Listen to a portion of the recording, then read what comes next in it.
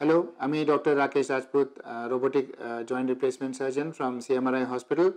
আপনাকে বেঙ্গল ফিউশন চ্যানেলে স্বাগত জানাই।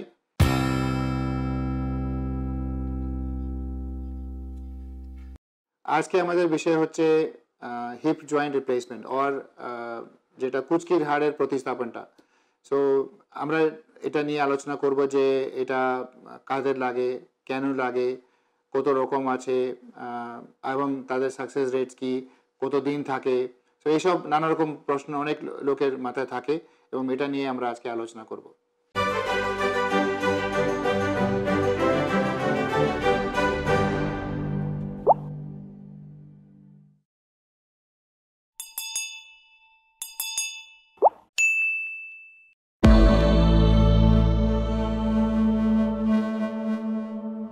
এর আগের এপিসোডে ফ্র্যাকচার নেক ফিমার নিয়ে ডিসকাস করেছিলাম। সো একটা বিষয় হচ্ছে যাদের কুচকির হাড় ভেঙে যায় এবং তারা একটু বয়স্ক যদি হয়, ধরুন 60-র উপরে, 70-র উপরে, 80-র উপরে, ওদের কিন্তু হিপ জয়েন্ট রিপ্লেসমেন্ট হয়।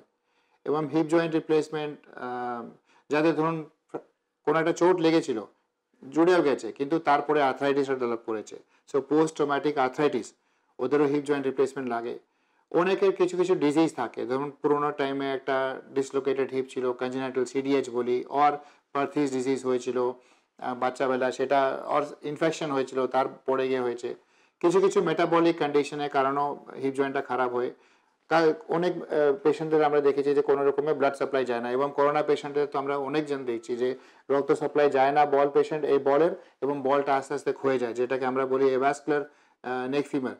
সো এটাতে বল যখন খারাপ হয়ে যায়, হেড কোলাপস করে যায়, তখন আমরা হিপ জয়েন্ট রিপ্লেসমেন্টে যাই। কিন্তু হিপ জয়েন্টের মেইন কারণ হচ্ছে যে আর্থ্রাইটিসটা ডেভেলপ করেছে কোনো একটা কারণের জন্য। So that is the main reason for hip replacement. এবং এর সঙ্গে সঙ্গে কোনো একটা প্রসিজার করা হয়েছিল হিপ জয়েন্টে, যেটা সাকসেস হয়নি, এবং তার সালভেজটা এখন হিপ জয়েন্ট রিপ্লেসমেন্ট দিয়ে করতে হচ্ছে। সো ইন্ডিকেশনস প্রচুর আছে।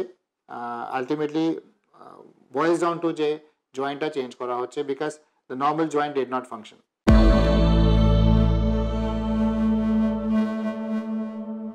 আমাদের বডিতে যত রকম জয়েন্ট আছে না, এই জয়েন্টটা সবচেয়ে বেশি ঝামেলা করে, বিকজ আপনি না উঠতে পারবেন, না ঠিকমতো শুতে পারবেন, না কোথাও বসতে পারবেন। দেখুন, চেয়ারে বসতে গেলে আপনারা নিজেই সবাইকে দেখবেন যারা বসে আছেন, তারা সব 90 ডিগ্রি হিপ জয়েন্ট বেন্ড করে আছে। এদের হিপ জয়েন্টটা তো বেন্ডই হয় না, তারা আপনাদেরকে এরকম করে একটা ভাবে বসতে হয়। So it's very difficult. তো এটা নর্মাল লাইফের পক্ষে হিপ জয়েন্টের প্রবলেমটা নি জয়েন্টের প্রবলেম নিয়ে অসুবিধা হয় না, বিকজ নিটা তাও বেন্ড করে। হিপ জয়েন্টের প্রবলেম হয়ে কারণে বেন্ড করতে চায় না। সো হিপ জয়েন্টের যেটা আমরা বলি ইনক্যাপাসিটি অর ডিক্যাপাসিটিং ফ্যাক্টরসটা অনেক বেশি হয়। সো ওই জন্য ট্রিটমেন্টটা অনেক পেশেন্টেরই এটাতে লাগে। নি রিপ্লেসমেন্ট কয়েকজন পেশেন্ট না করে কাজ চালিয়ে নেয়, কিন্তু হিপ জয়েন্ট ছাড়া চলে না কাজটা।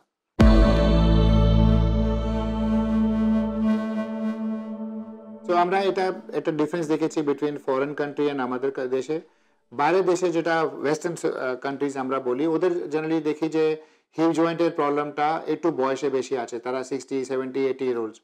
আমাদের দেশে কিন্তু আমরা দেখেছি 40 to 50, 60 ইয়ার ওল্ড প্রবলেম বেশি, because of avascular necrosis or trauma. So এই দুটো কারণের জন্য কিন্তু অনেকটা কম বয়সে আমরা এই প্রবলেমটা দেখি, এবং আমাদেরকে একটু আরও ডিফারেন্ট টাইপ অফ অপারেশন করতে হয় compare to older generation operation, যেটা বাইরে দেশে হয়।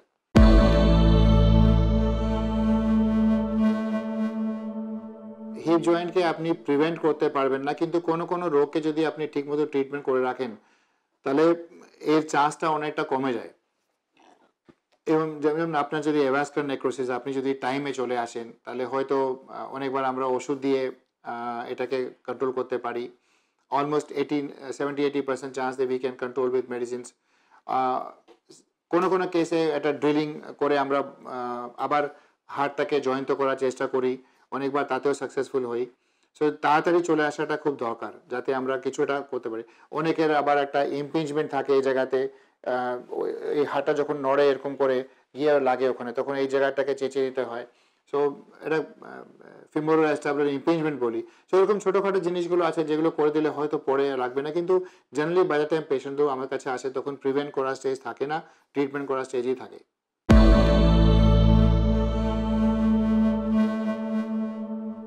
হিপ রিপ্লেসমেন্টেও একই জিনিস, ওই বলটাকে আপনি কেটে দিচ্ছেন এবং মাঝখানে একটা process ঢোকাচ্ছেন।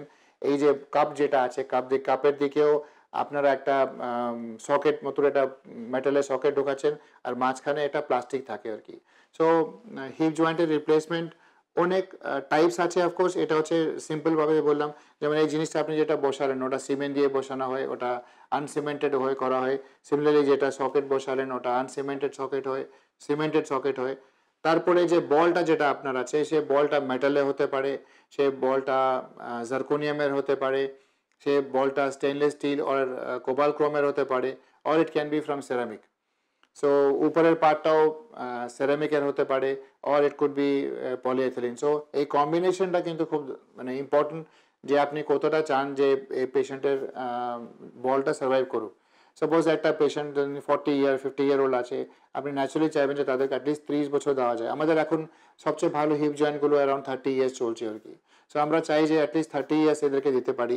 But somebody who's coming at 70 or 75 maybe এতটা চিন্তা করার দরকার নেই। মানে আমরা চাই না যে পেশেন্ট যদি চায় সবচেয়ে ভালো জয়েন্ট আমরা দিয়ে দেবো, কিন্তু it will not be cost effective আর কি।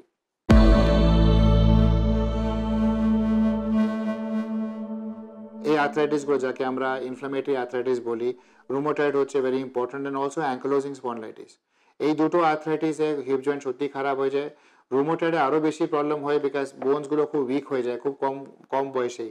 সো এখানে we deal with weak bones এবং ওখানে we deal with very hard bones. So এই দুটো জায়গায় কিন্তু খুব কম বয়সেই রিপ্লেসমেন্ট লেগে যাচ্ছে আর কি।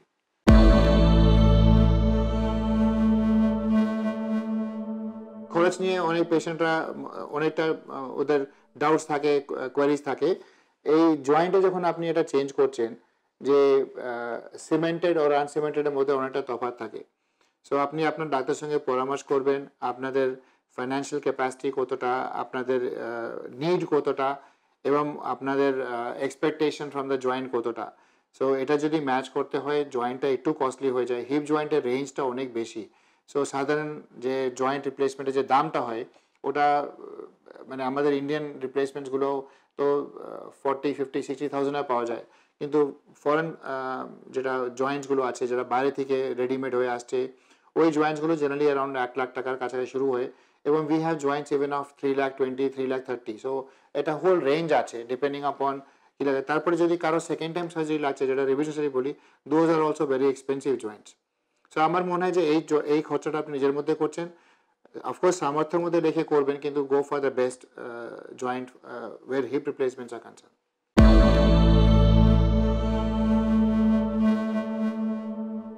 একটা জিনিস মনে রাখবেন যে you will not feel like আপনি আগে যা ছিলেন। ধরুন আপনার ফ্র্যাকচার হলো, আমরা চেঞ্জ করলাম, আপনি আগের মতো থাকবেন না, বাট অনেকটাই আগের মতো থাকবেন।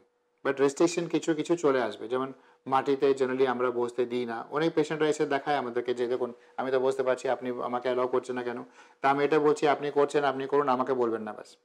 সো এটা কিন্তু রেকমেন্ডেড নয়। সেকেন্ড, বাবু হয়ে বসা, স্কোয়াটিং যেটা আমি আপনাকে বললাম। Third, we don't want you to jump. এই যে জয়েন্ট রিপ্লেসমেন্ট যেটা হয়েছে এটা জাম্পিংয়ে খুব ভালো নয়।